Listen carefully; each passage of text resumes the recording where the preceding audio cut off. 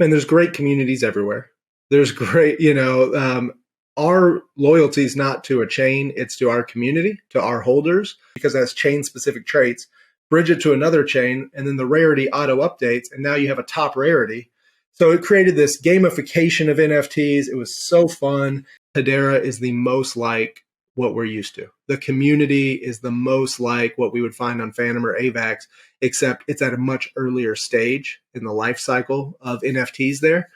And so that's when we made a decision like, let's just go over there. All right, I have a free idea for that artist, though. So you said he was a pro skateboarder, right?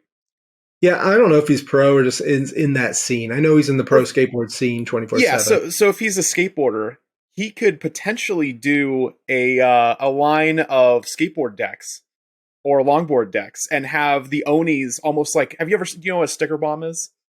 Um, Probably. I don't know. It's like where people will place like a ton of like random stickers over like a quarter panel on a car, like spoiler or whatever. Yeah, like kind of like that, where it's just like a ton of stickers just all put together, but a bunch of Onis on the deck. I think that would be a really, really cool idea.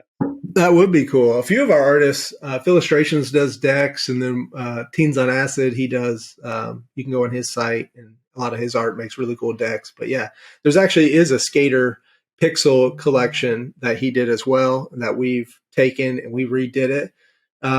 He just had skaters, and then we redid it, and we did like these 100-piece mini collections with snowboarders and surfers, all types of stuff.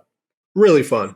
It was really fun, but that is a good idea. I think there's actually quite a few. I just saw one the other day on Tezos that I follow, and this guy, like, all he does is make 3D skateboard decks that he collabs with projects to like make custom ones for them. And I'm like, man, there's some pretty cool art out there, along that vein for sure. I actually have a deck up there, still in the wrapper by one of the artists on Phantom, because I don't know how to hang it up like I should, like mount it or whatever. Yeah. Bought a couple of his decks from Australia. That was fun shipping process, but I've never been a skater, but man, there's nothing cooler. My kid's dentist, he's like the littlest, nerdiest guy. I doubt he ever skated, but his whole office is skateboard decks. Like the whole wall, like everywhere. It's incredible. And so I actually get excited just going there, take a bunch of pictures, because it looks like, and this guy would crush it with some NFT collecting if somebody told him about it. So wink, wink, nudge, nudge, right? Mm-hmm. Yeah, literally. So I only have two more questions for you, True.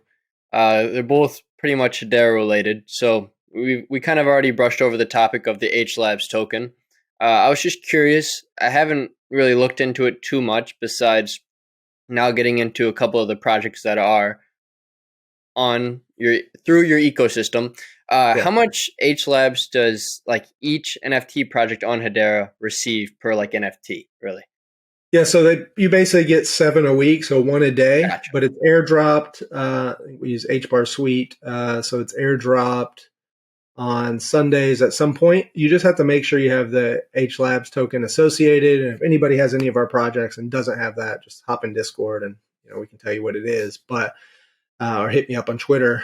And so as long as you have it associated and you're not listed on secondary, because on Zeus it's custodial listing, basically it takes the NFT, locks it up out of your wallet. So if it's listed, you don't get any tokens for that token or for that NFT. So yeah, up to this point, like I mentioned before, a huge use case when you have demand, a huge use case is using those to buy whitelists. So instead of being like, oh, we're minting a mint pass or whatever, we can just sell our whitelist spots with our token so that it rewards our community. But if there's not a lot of demand, then that's pretty much useless. We're working with Hedarian Dragons on a platform, and there's a few other projects involved that hopefully will benefit a lot of projects in the ecosystem, but we'll have a major H Labs use case. Can't say more than that or I get killed, probably kicked out of the group. But the bottom line is it will have ongoing use case where you can basically use your H Labs pretty much all the time, which I'm really excited about. So yeah, earn 7 a week, stack them up. Now that this 1 mint went really well and we burned off like about half the H Labs in supply, Wow. we're probably going to do another one. Just turn around and do another one. We could do it a little cheaper because people have a lot less H labs. But I like this hybrid minting model because one, it helps it sell out faster. Two, you're not going to make most of these projects aren't going to make a lot of money right now anyway. So might as well do it in a way that makes a little bit of money. But more than that, just lets your holders have something awesome and generate, like, take your fake money, your H labs, and generate real money on secondary. So Yeah, you have a good point. So it's 7 per NFT, correct? yeah, Okay, yeah. So nice. I have like a lot from sweeping floors. I got a lot of potluck NFTs. I'm surprisingly not the number one holder. Whoever the number one H Labs holder is, that person, I don't know who it is, but they have a lot in it because I have a lot. I have a lot, like a big number, and they have more than me. So congrats to whoever is It's beating probably me. our role advisor, Mr. Mello. I know he's a big fan No, of a so lot of you guys' artwork. I know he's become a big member of our community, but it's Yeah, not him because he wasn't there in the original. It's people that have got into like when we had the reefer sharks and gotcha. stuff because there was like 6 drops in that. And there's some people that had like 30 or 40 of each one, and I'm guessing it's one of them. But Mr. Makes Mello's been sense. awesome. Big fan of the Mr. Misters, which is one of our artists' collection. It's incredible art. So Yeah. yeah, appreciate him for sure. Yeah. And then my last question is, where do you see the future of Potluck Protocol on Hedera moving forward into 2023? Yeah, so a little bit of alpha on the DeFi Nice. We love side. alpha. Yeah, Ew. so I know you guys are the alt king, so it's not just NFTs. So on the DeFi side, we've been building this since August. It's an incredibly frustrating, painful process trying to take devs from Solidity and have them build on the Hedera base layer. Um, but what's awesome, and that's why there's not a lot of DeFi platforms here because it is a tough process, but it gives you the ability to build and compete where on other chains you wouldn't be able to because the huge players are there. So that being said, we're building the first auto compounder for Hedera that will work with the dexes. And so basically, give you an example, you'll go on Saucer Swap, you'll make your LP like you normally would. And then instead of depositing it on the farm there, you'll deposit it on our site, which we have the best URL ever. It's not live yet, but it's compounder.farm. Makes it really easy to remember. That's 'Cause that's what it great. is. And you'll go there, you'll deposit it. And now, instead of having to go in and harvest your sauce and HBAR rewards, those every 4 hours, I believe that's how it is on Phantom and AVAX. It may be a different formula, but basically every optimized time period. So let's say it's every 4 hours. The pool itself is going to sell off your rewards by what you have staked. So let's say you have, I don't know, H bar and H bar X, but you're receiving H bar and sauce rewards. Every 4 hours, it's going to sell those rewards, buy H bar X, and then make LP and deposit it. So it's always auto compounding for you. And whenever you switch from simple interest to compound interest, you're going to double, not double, sometimes it's double, but you're going to add at least 10% to your APR. But then more importantly, is people are proven to stay invested much longer in an auto compounder because it's set it and forget it. And all you're doing is you're just seeing your LP total go up and up and up. And then, so we're really excited about that. I got to talk to Lehman and mention that, and he was really excited because he is like compound interest is king. He understood, and so we're excited to be bringing that. And there is at first we won't have a token, but we have a really cool token system that will allow basically bribing of the different pools, where you can stake our token and then vote on the emissions of the token. So not only will you be getting the sauce rewards of HBAR and sauce from Saucer Swap, but you'll also be getting our token rewards if those pools have the voting for the emission. So it's basically bringing some DeFi aspects that are on other chains and just bringing that to Hedera. And we hope that it's a big tool that the ecosystem's been missing. So that's coming. On the NFT side, I am working. There is a metaverse / game platform that provides Web2 onboarding really well for users. And we're in the process of trying to get the wallet connect and everything working for Hedera. And that will be something where it's not like, oh, they're going to build it eventually. It's already built. They already have 50 mini games, 50, 50, things like Crash Bandicoot. If you remember those games, like Crossy Roads, I don't know, tons of mini games. But then you have 5 different fully immersive multiplayer 3D style shooter games, different stuff. So it's going to be really fun. And I've gone on the team as an advisor, and the first thing I'm trying to do is get it where it's connected on Hedera, and I think that'll be a big onboarding opportunity. And then as far as just projects, I don't know. For us, we haven't been trying to release anything because the market had been kind of crap. Now the price is surging, but when the price surges, people actually typically floor their NFTs because they're trying to cash out for once. So it's actually not necessarily a good thing for NFTs until it stabilizes. As soon as it stabilizes, NFT volume flies. And so, who knows? I have no promises on what's coming. We're not trying to release projects that are going to flop. So we'll just keep adding value where we can, keep trying to add more utility for H Labs, but also we're really excited for what we're bringing in the DeFi space. So. For sure. You've basically answered all my questions, True. So, I mean, awesome. There's nothing left for me. Corbin, if you got anything left. I actually do have like one random question. So the name Potluck Labs. So I know that Mr. Presley was the one that sort of made the whole shindig, but did the name come from like, when you go to a potluck, everybody brings their own dish, right? And you guys are trying to be in like all of the chains and, Well, I would say that would make logical sense now to deduce the reasoning to that. But at first, he was just on Binance when he had the name Potluck Protocol. I have no idea.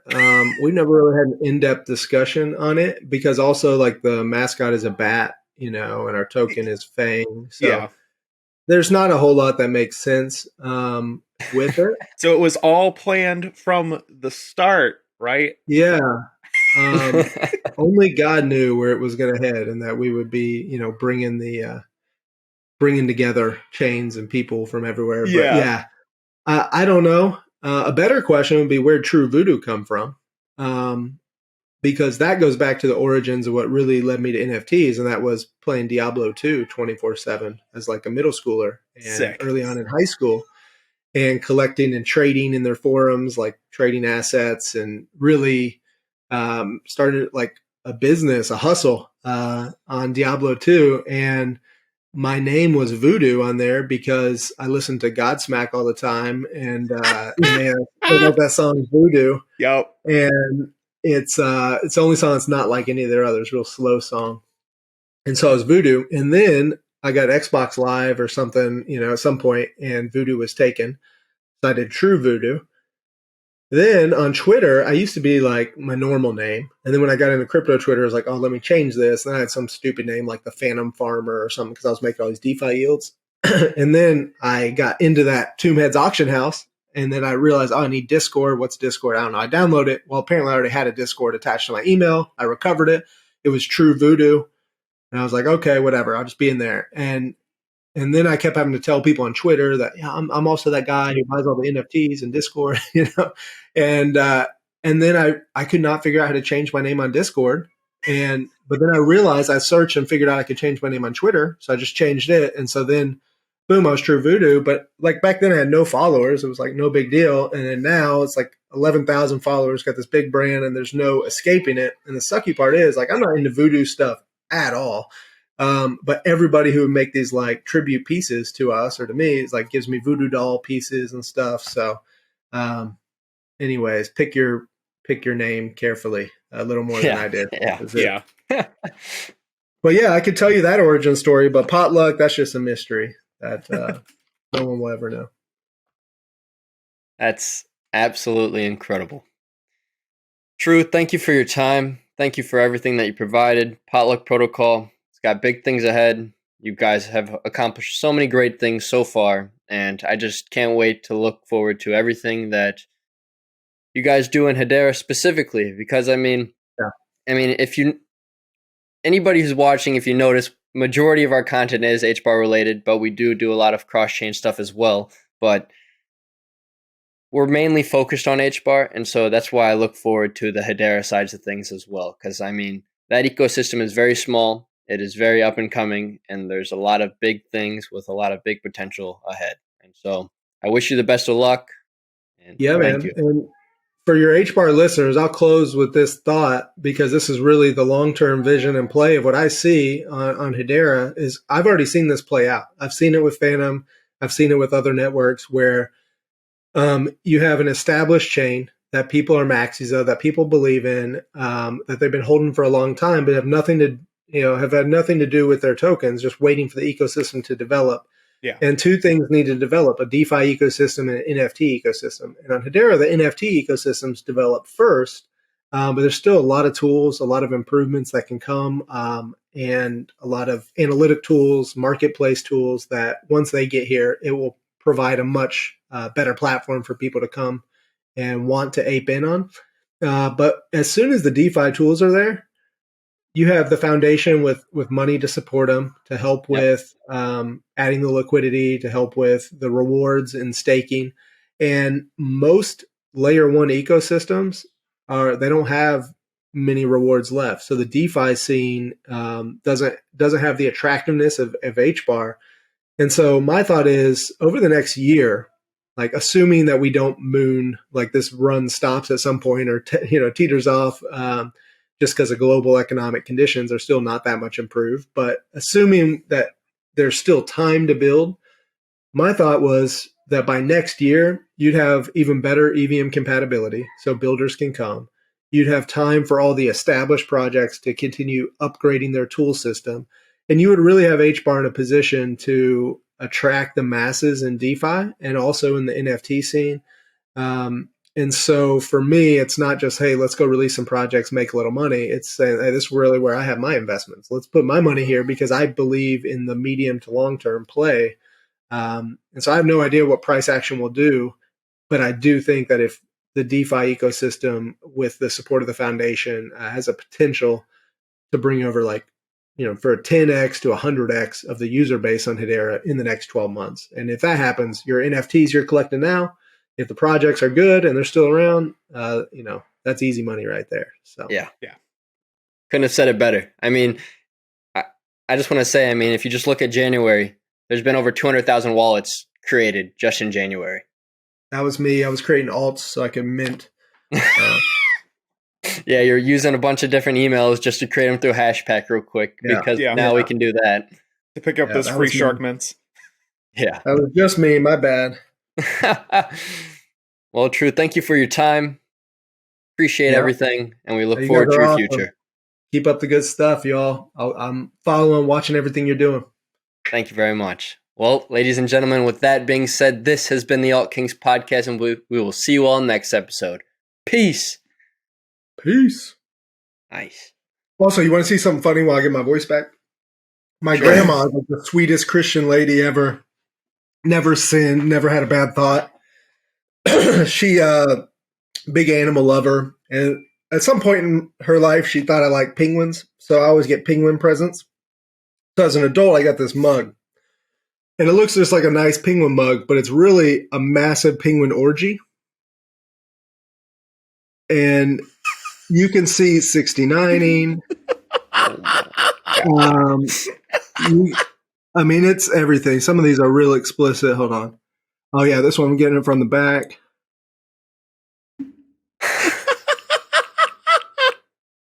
My God. This one stacked. So, anyways, by far my favorite mug ever. That's incredible. But yeah. Anyways, good old grandma bought me that.